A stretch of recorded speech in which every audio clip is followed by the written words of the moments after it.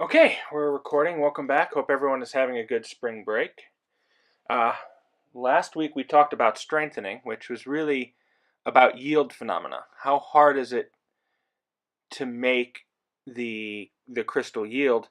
This lecture we're talking about plasticity, right? So this is the sustained deformation of the crystal after um, after yield. Um,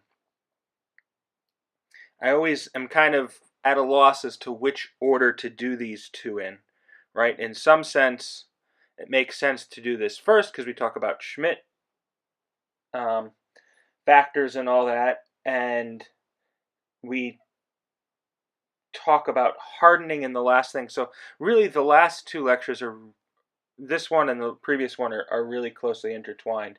Um, and in the notes, you'll see a chunk of material on dislocation yield, which is review of stuff from the strengthening chapter that's a little more related to this. And I'm not going to cover it in lecture because it's material that we've talked about before, but it'll be fresh in your notes. Okay, so the stuff we'll cover, right? Slip and single crystals, and then multi-slip and polycrystal plasticity, a Taylor model, and then in the notes I have a bunch of supplemental slides on how we handle lattice orientations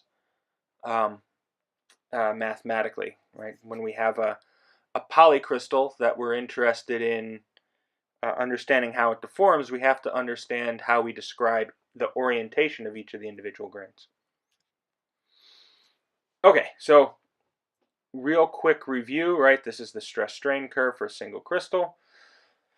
All right, broken up into three stages. Stage one is easy glide. Stage two is your constant work hardening regime, and then stage three hardening, where you have an increasing hardening rate and eventually a saturation. We talked about this curve in the strengthening and hardening lecture. Okay, so just as a quick review, we know that deformation occurs in crystals by dislocation motion, right? And the deformation occurs by shearing on certain crystallographic planes called the slip systems, right? And the shear is caused by the motion of line defects, dislocations, which move on a slip system, the slip plane, and a specific slip direction. We can describe this slip system by the Schmidt tensor, which is the tensor product of the Berger's vector direction and the slip plane normal. This is a second order tensor, all right? And we can use that to compute our resolved shear stress, which is the double contraction of our stress tensor with our Schmidt tensor, or in indicial notation this, Bi sigma ij nj, right? And all this is sigma ij nj. This is the traction on the slip plane, right? And then this gives us BITI, which is the dot product between the Berger's vector and the traction. So it's the projection of the stress on the slip plane to give us a traction, and the projection of the traction vector along the Berger's vector direction. Okay.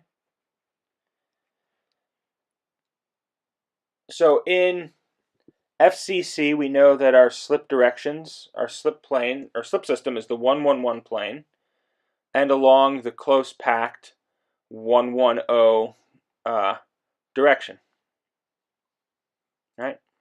That's the only real active slip system for FCC. BCC, we have others. Right? The most common is the 110 type planes along the 111 close packed body diagonal directions. Right? There's other planes that contain the body diagonal, the 111 directions, and these are 211 and 321 that we see slip on occasionally. All of these slip systems, the activity of these is very temperature dependent. Right? At room temperature, it's easier to activate this slip system in many cases than these, but at elevated temperatures, these become very important.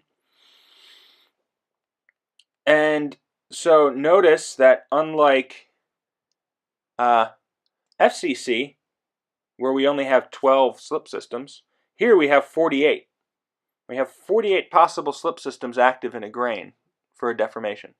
So the question is, how do we decide which, under a given load, which of these slip systems are going to be active?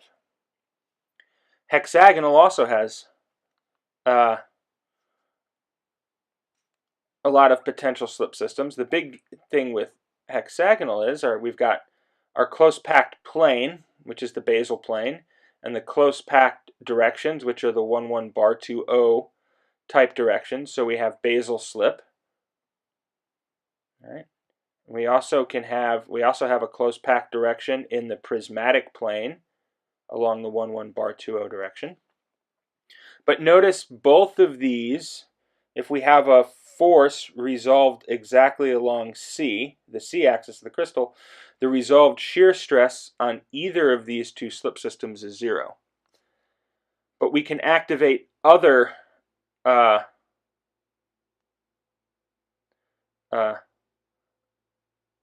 slip systems, the pyramidal slip, or C plus A prismatic, right? 1,0 bar 1,1, 1,1 bar 2O type. And again, these are all very temperature sensitive. And typically basal and prismatic are much more easier to activate than the others, especially pyramidal. In magnesium, basal is very easy. In titanium and zirconium, prismatic is easier than basal. So it depends on the C over A ratio and other details about the metal, which one is going to be easier to operate. Okay, but again, notice we've got 24 and 6, right? 30 possible slip systems, right, that we have to consider. Okay, so Schmid came up with his slip law, and he basically speculated that the initial yield stress varies from sample to sample when you tested single crystals. And he was the first to realize that the dependence of the crystal lattice relative to the loading axis was important. And he determined that the shear stress resolved along the slip direction on the slip plane is what initiates the plastic deformation. And the yield will begin on a slip system when the shear stress on this system first reaches a critical value, which we call the critically resolved shear stress.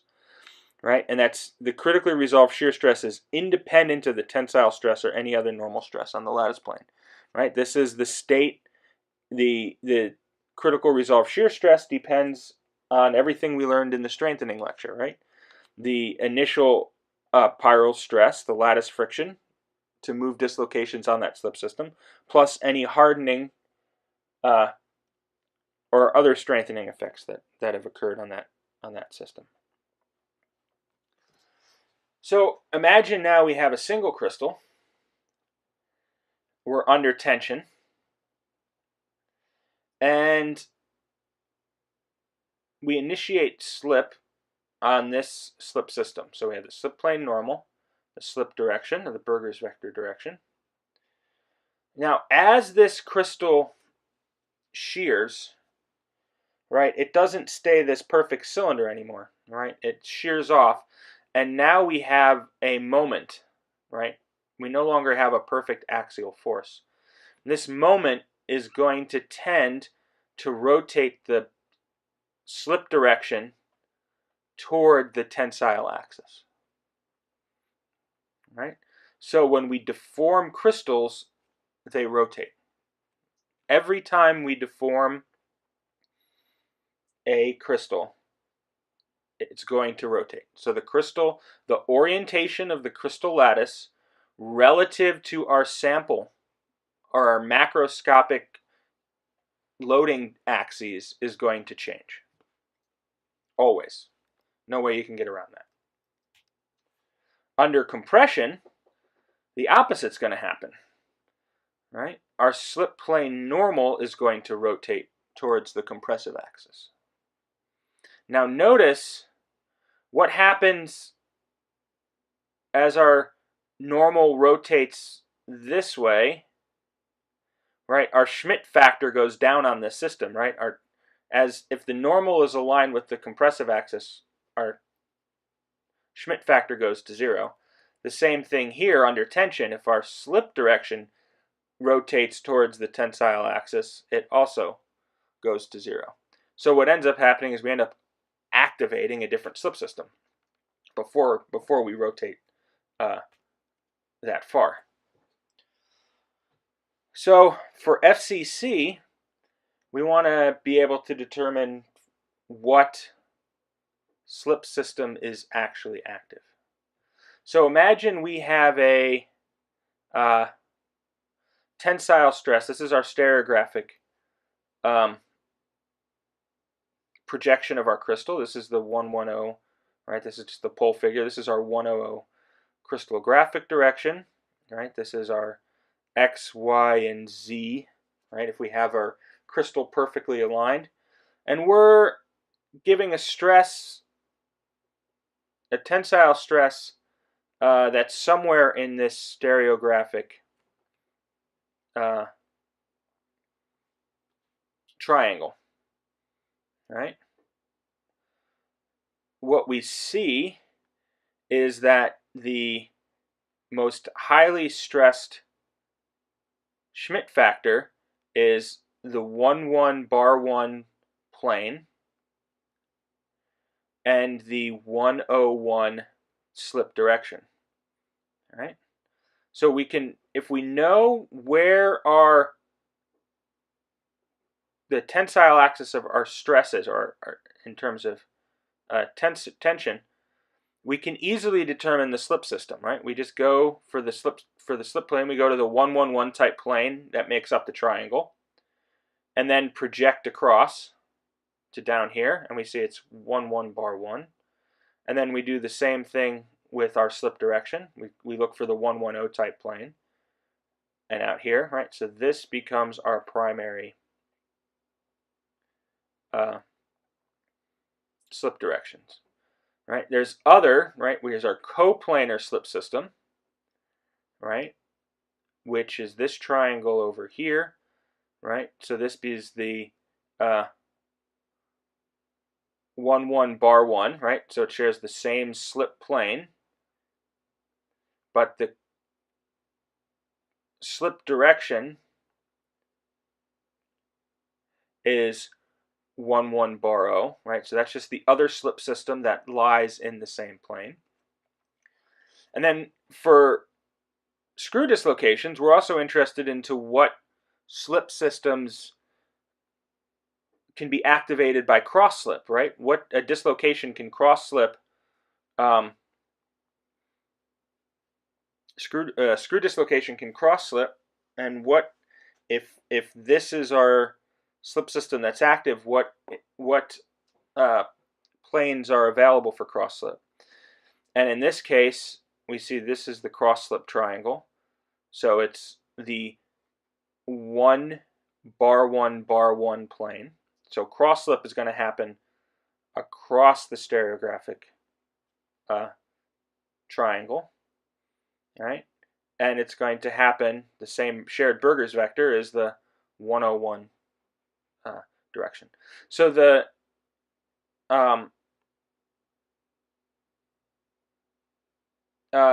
from looking at this on the stereographic triangle, you can get a wealth of information as to what's going to be active. The triangle next to it, this is called the conjugate slip system. And this is important, because we'll see, because as we as our crystal rotates under slip from this, this is the next one that becomes active. And it has the name, the conjugate slip system. We'll talk about that in a little bit. Okay, so if we look at all the orientations in the unit triangle, right? You can see this is the Schmidt factor for all of these possible orientations, and it varies markedly within this unit triangle, right? And this maximum right here, this is the orientation that is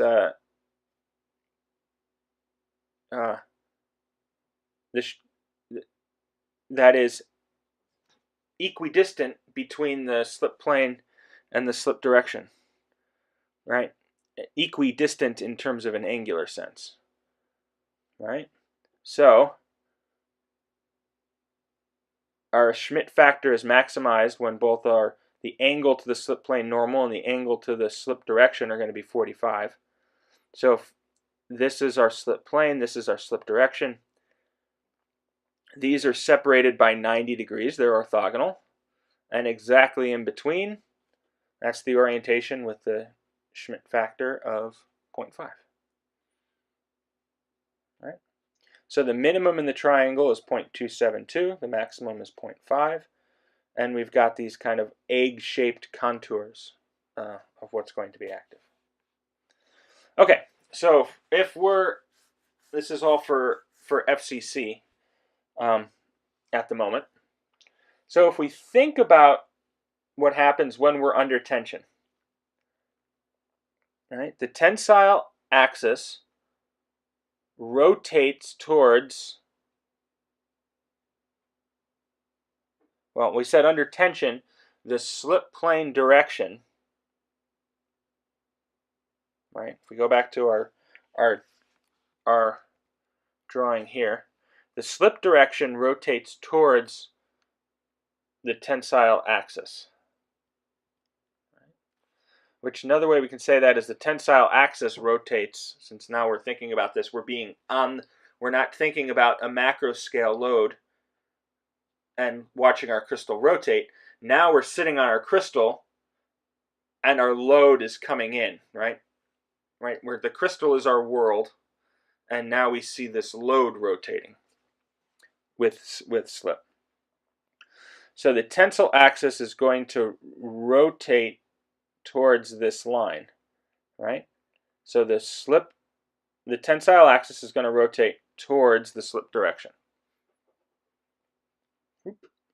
If we pretend that we're sitting on the crystal. Okay, so we rotate, which means we're coming up here to the 100, 111 line, right?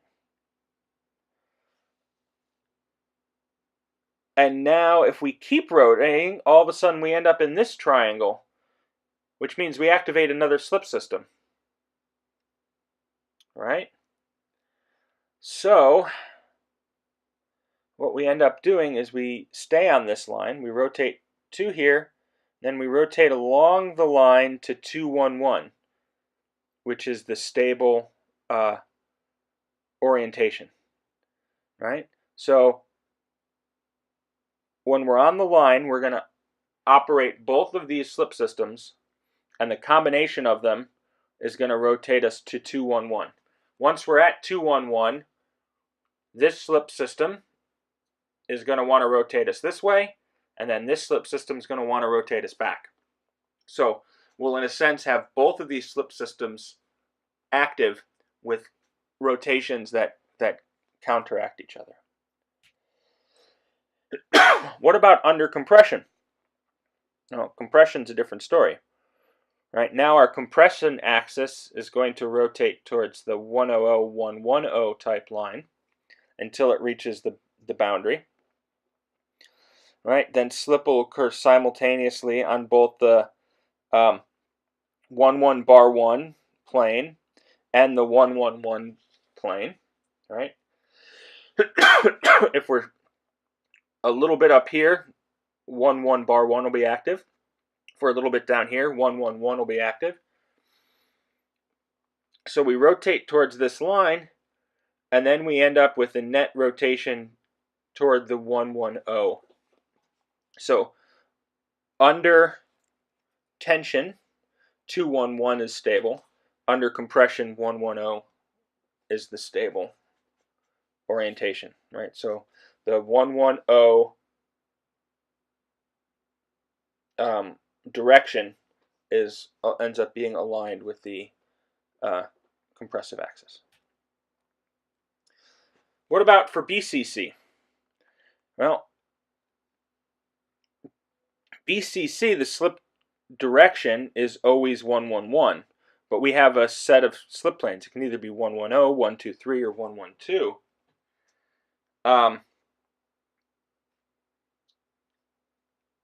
And so basically, we've got a whole the mess of our Schmidt factors are not so nicely aligned as they are. We actually have two bands here of 0.5 Schmidt factors, right? And if we're here, our slip direction is going to be 111. If we're over here, our slip direction is going to be 1 bar 1, right? So we have, depending on where we are in the triangle, we're going to have two different slip systems that can potentially be active. So what happens? If we're in this region under tension, we rotate this way to this line, and then we come down to the 100-110 line and end up at a stable orientation of 110. If we're in compression, we have a bifurcation. If we're in this B region, we end up moving this way to the 100-110 line and come out with a stable orientation of 100. If we're over in this region, we rotate to this line and we end up with a stable orientation of 111. So in BCC, the lattice rotation is more complex depending on which region you're in, and that's just because we have multiple slip systems in this stereographic region that could have the highest Schmidt factor. Okay, this section on dislocations and yield, this is really a review from the strengthening, so we're going to skip it in the notes or in the lecture, but refresh yourself of it on the notes because there'll be a homework question or two associated with it. Okay, so how do we solve problems involving Schmid Law? And we're just going to limit ourselves to FCC in terms of the homework and project problems and exams. So basically what we're going to do, and it does work the same for BCC, it's just we have other slip systems, and they're not all degenerate, right? They have different critically resolved shear stresses. So in this case, we're assuming that all the FCC slip systems have the same critically resolved shear stress, so we don't need to worry about it too much. But we're going to make a list of all the 12 slip systems and their slip directions. And we're going to compute the Schmidt tensor. Right? Then we're going to find the orientation of the crystal. Right? And the crystal describes, the orientation G describes the transformation from our sample coordinates to the crystal coordinates. Right? So this is our macroscopic loading directions to the crystal frame, right? So we're rotating this sample set of coordinate frames, or we're performing a coordinate transformation that maps the sample coordinate frame onto the crystal coordinate frame, right? So we need to change the stress into the crystal frame. This is the applied stress in the sample frame. We need to compare it to the crystal frame. Excuse me. We then want to compute the RSS by contracting the stress in the crystal frame with the Schmidt tensor for each slip system. Right? And the system with the largest resolved shear stress is going to be the one that will slip first.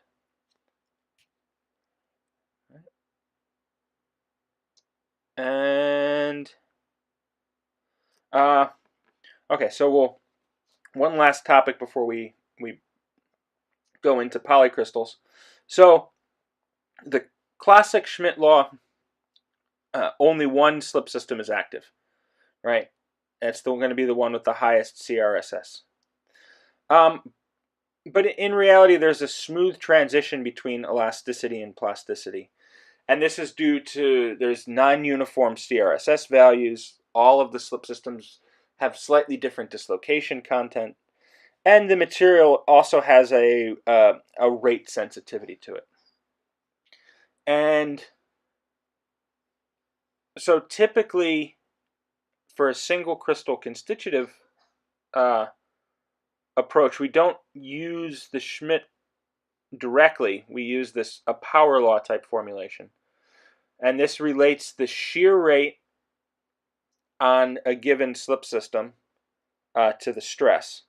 So this is the Schmid tensor for a given slip system, double contracted with the stress. So this is our resolved shear stress over our critically resolved shear stress for the slip system, raised to some power.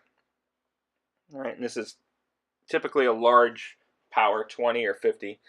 So you can see that when this is slightly larger than 1, right, when the resolved shear stress is slightly higher than the critically resolved shear stress, this fraction becomes slightly higher than 1. Something higher than 1 to the 50th power becomes pretty large, right? And this is just a reference strain rate, right? It's typically pretty small, so we have something large times this, and that gives us our shear rate. If this is slightly under our critically resolved shear stress, we have a ratio of slightly less than 1. Something slightly less than 1 to the 50th power rapidly goes to 0. So we have very a low shear rate on that slip system. And this is how we get a smooth transition between the elastic and the plastic instead of just a sudden yield that the Schmid law predicts. Okay? So on to stress and strain, and that'll be the second part.